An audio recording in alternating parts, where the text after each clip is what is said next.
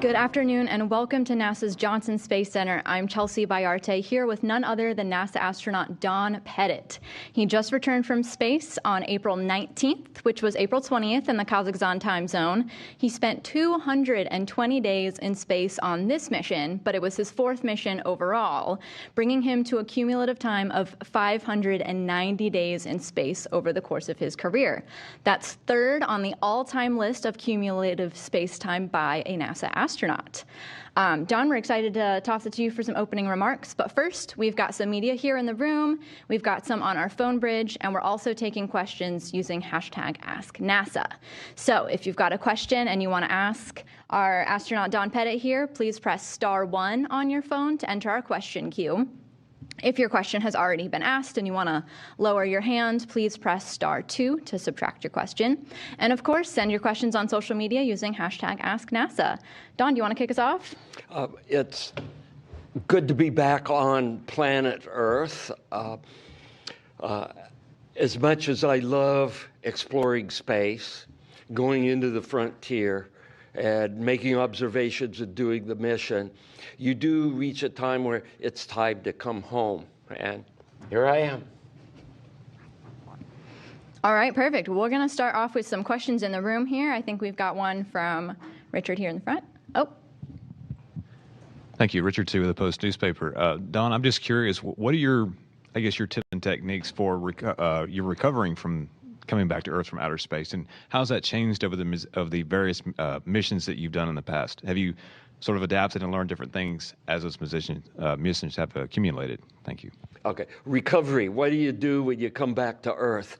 And my philosophy is you go with the flow. You do what the flight docs and the physical trainers, who are all expert, you do what they want you to do. And NASA's learned over the years how to better sort of gravity rehabilitate astronauts when they come back.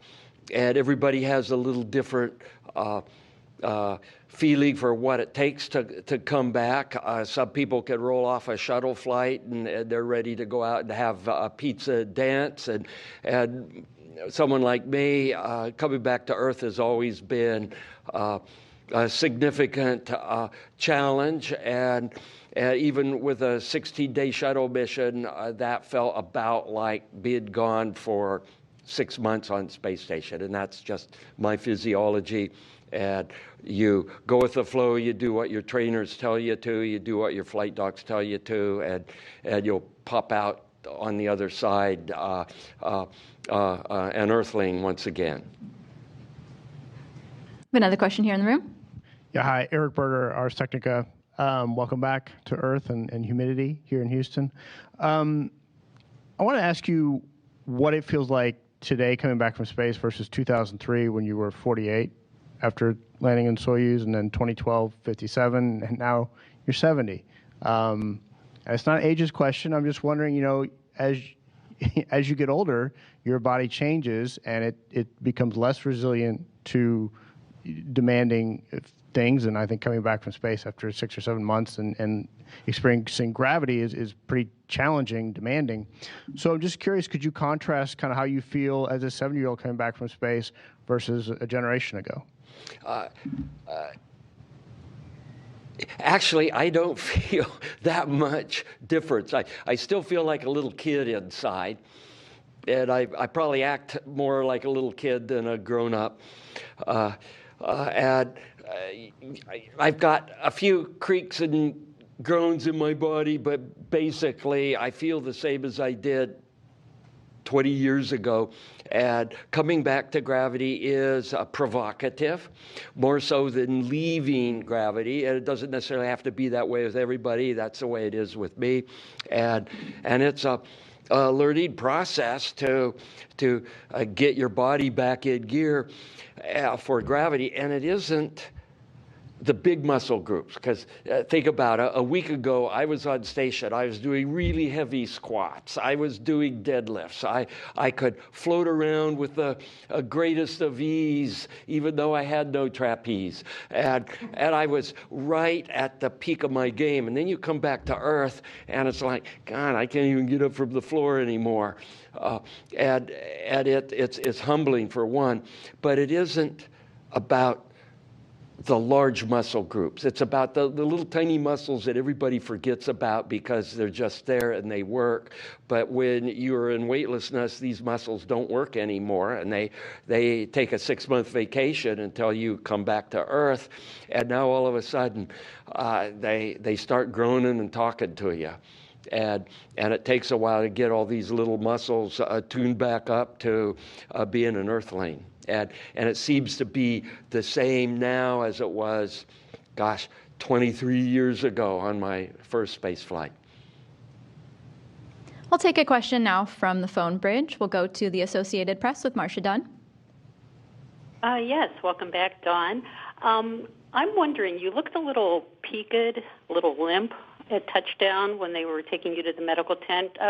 What were you feeling then? Like, did you feel as bad as you looked? I'm sorry to ask. And you said you have a few creaks and groans in your body back on Earth, but what about weightlessness alleviated any creaks and groans, or, what was special about space that made you even feel physically more fit than perhaps you do on Earth? Thanks. And Marcia, you've always asked good questions. I think you were there when I came back for my first flight.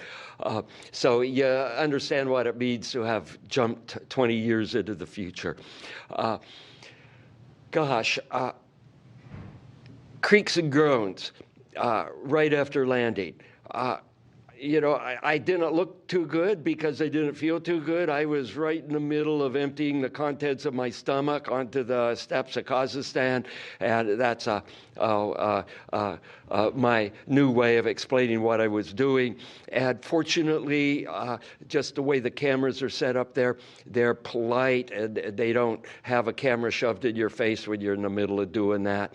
And they cut away to give you a little bit of privacy when you're not feeling too good, because after all, nobody wants to be on camera when we're doing that. But yeah, I was not a happy camper, but it was within family of what it's like for me to come back to Mother Earth. And then I think the part 2 of her question, did you find that space flight alleviated any? Oh, yeah, space flight.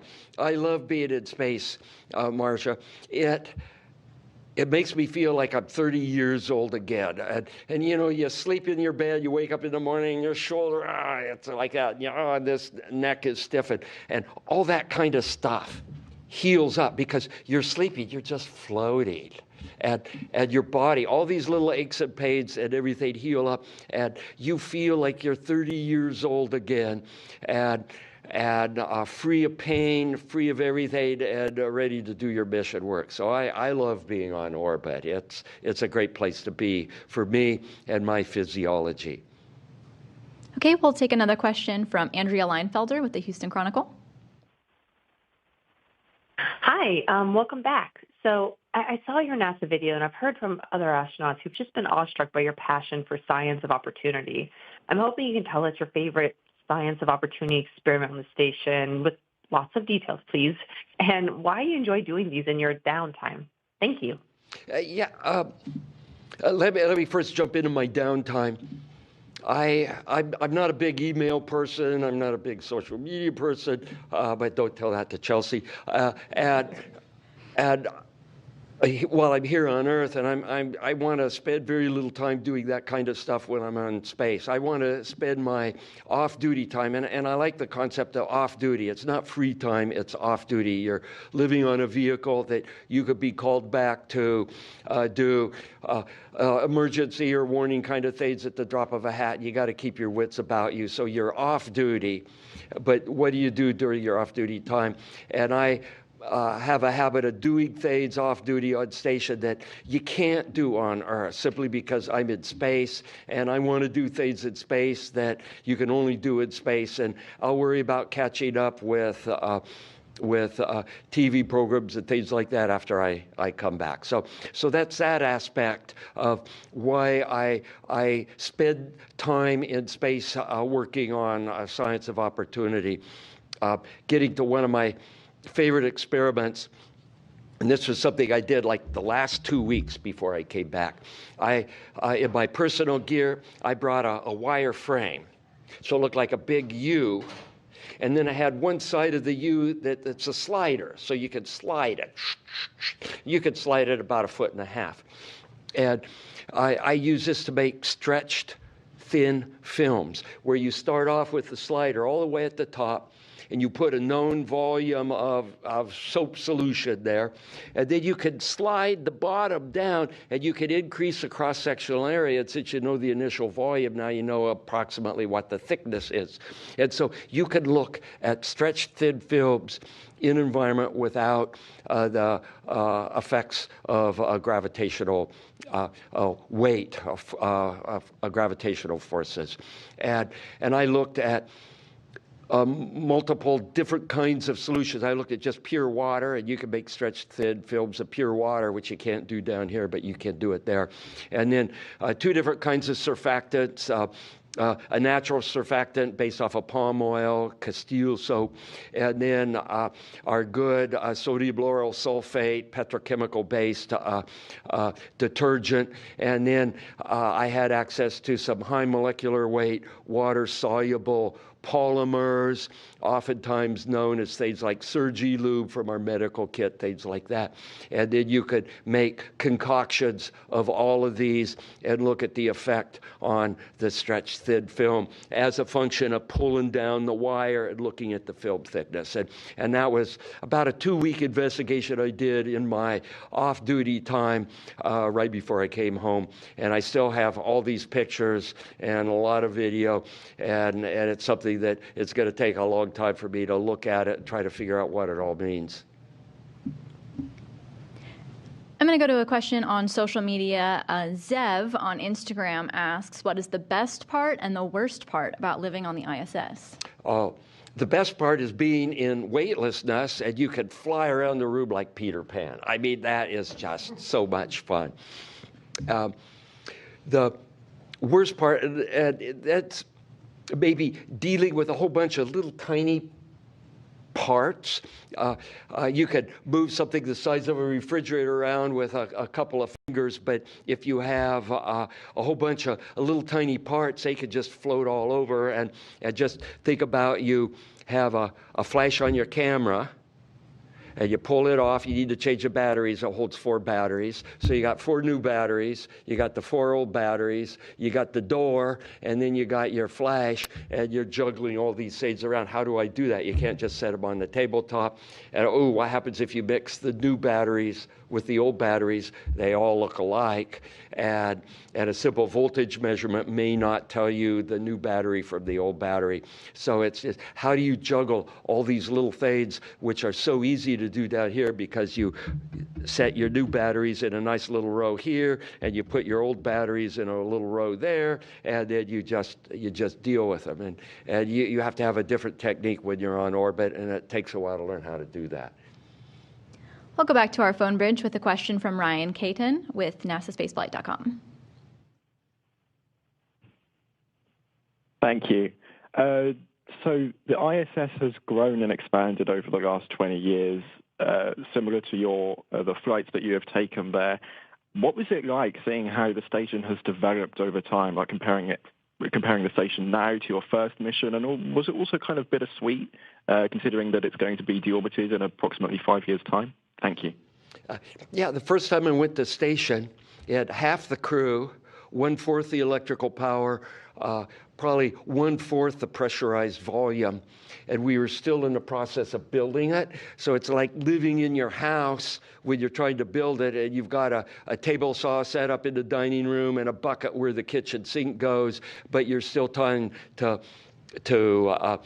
live there. And then, of course, you got to do a PAO event. And that's like having your boss come by for dinner when you still got the table saw set up in the dining room.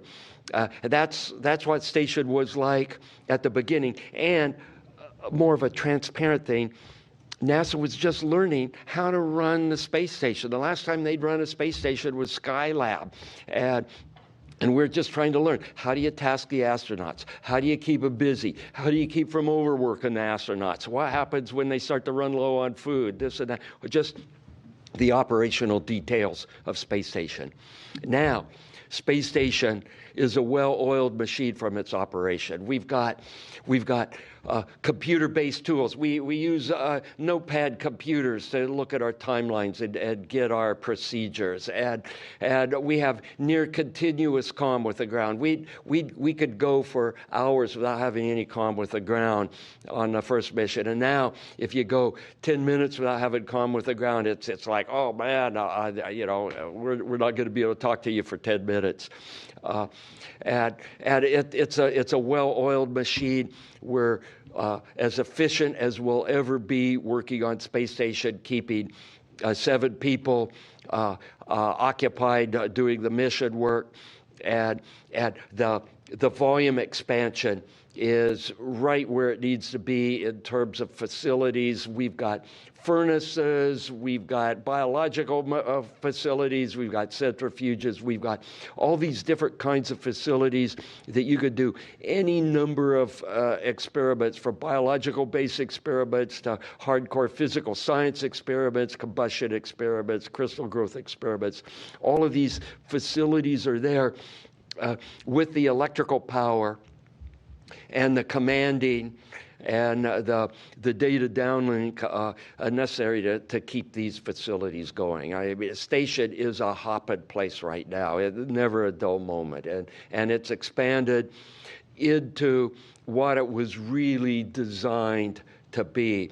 And in terms of the end of space station, I'm a firm believer we don't need to dump space station in the ocean in 2030 if we don't want to. If we as a society decided to keep space station, we can keep it like a B-52. I mean, how many years has that thing been flying? It'll be flying close to 100 years by the time the Air Force finally retires the B-52, and it's basically the same airframe with the same aerodynamics, but everything else is new, and there's no limit to what we could do to space station except for our will to keep refurbishing it and having the funding necessary for doing it. And one example of that is with our solar panels.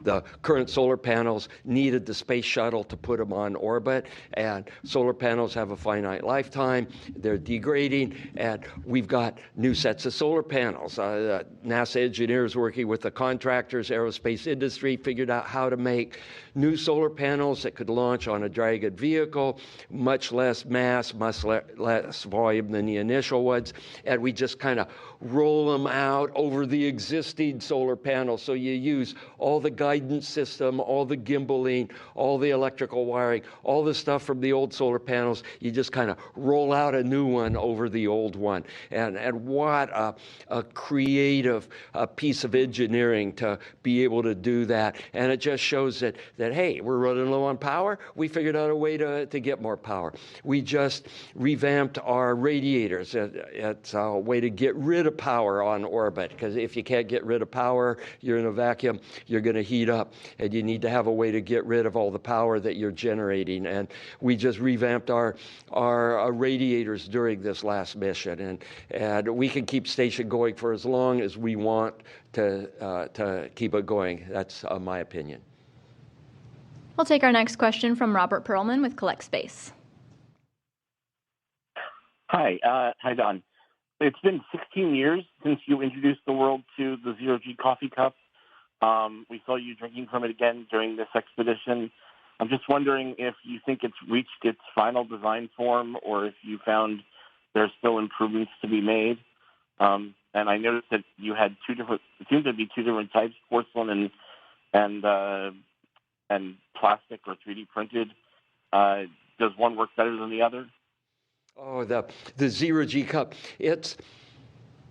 It's always going to be in the process of being reinvented. I hope so. I hope other people take it and expand it to whatever its capability could be.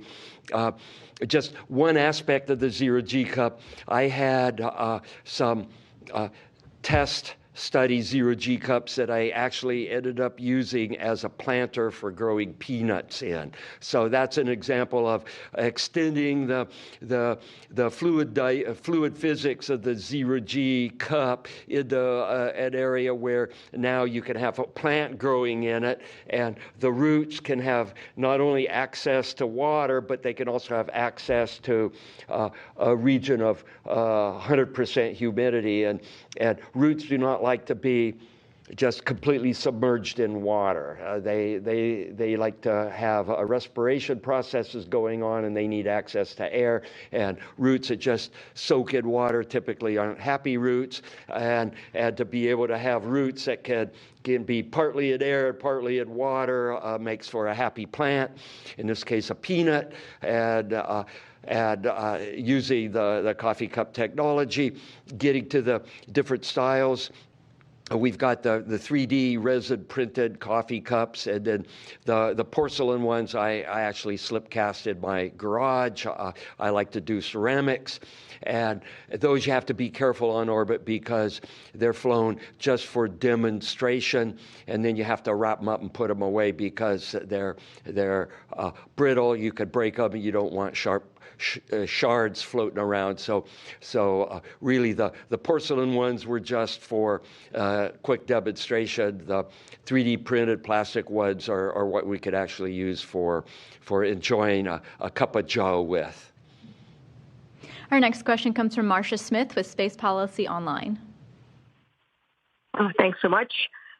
Don, thank you for all the wonderful images that you sent back to us. And I'm curious as to which one was your favorite. But I'm also curious as to whether or not you ever just took the time to look out the window yourself without the camera, or did you always have the camera in front of your eyes?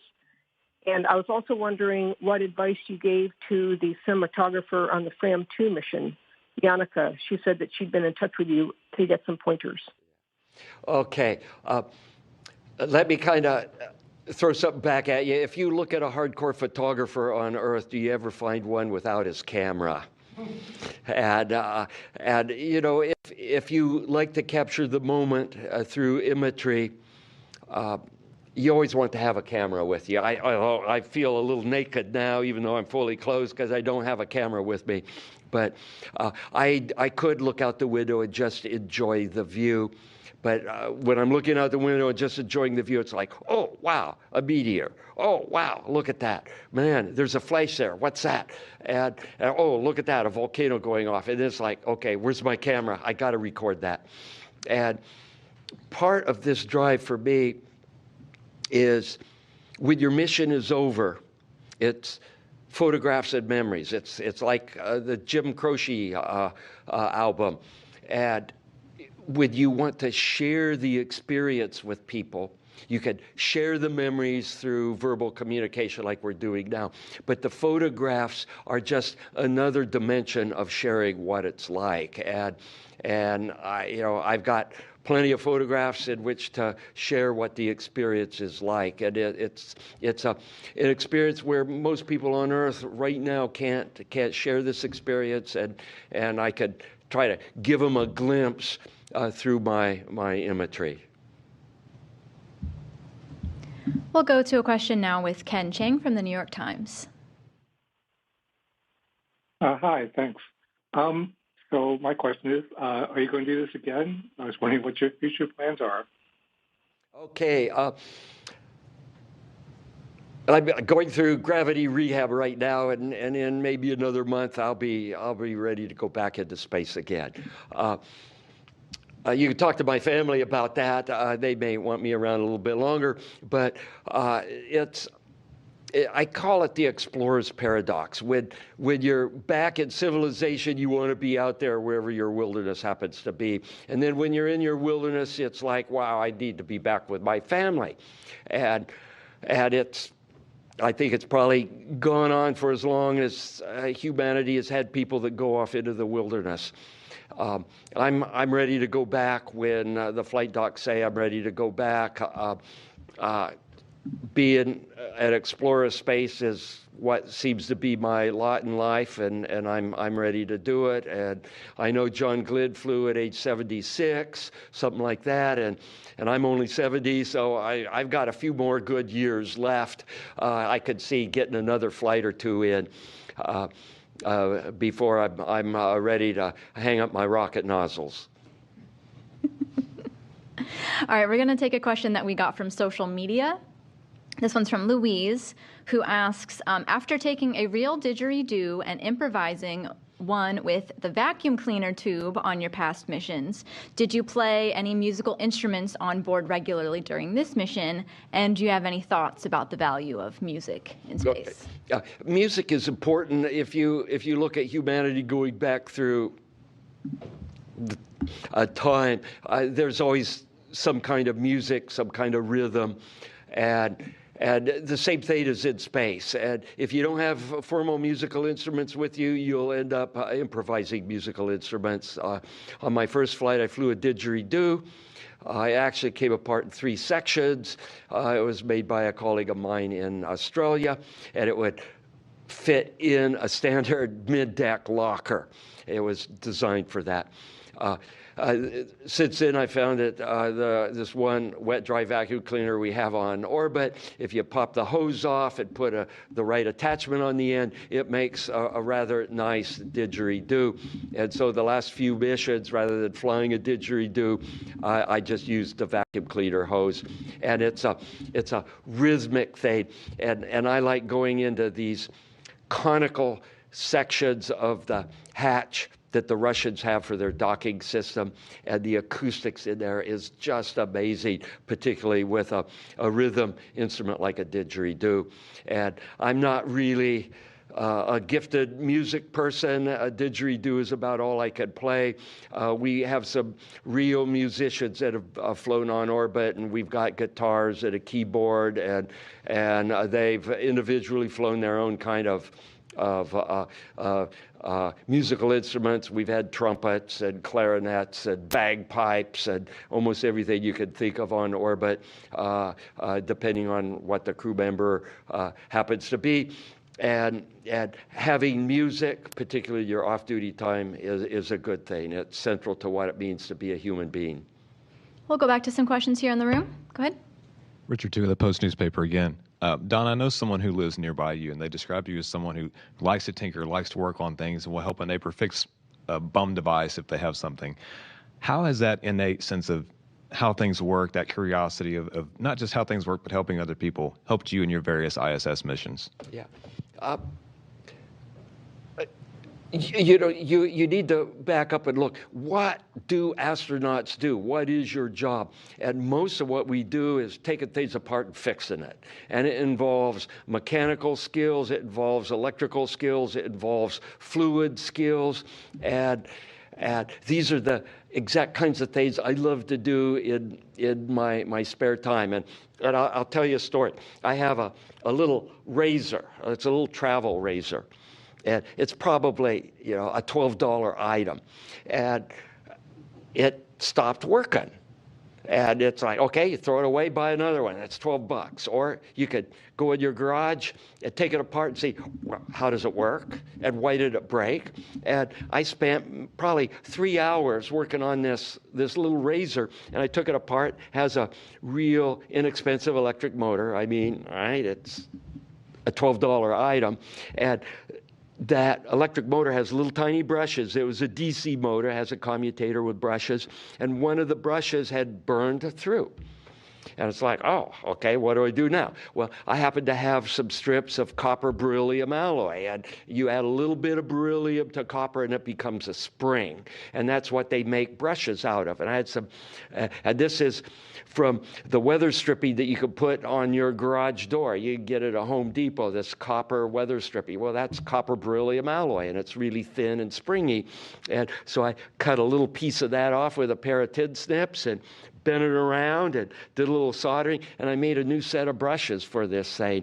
And it's because rather than doing a crossword puzzle or some other kind of thing. This is what I do with my spare time, and this is a kind of skill that I think you need when you're in a frontier. Because if something like that breaks and you're on orbit, you can't run down to the store and buy a new one. If you're lucky, maybe in 2 months the next vehicle might bring something up as a replacement.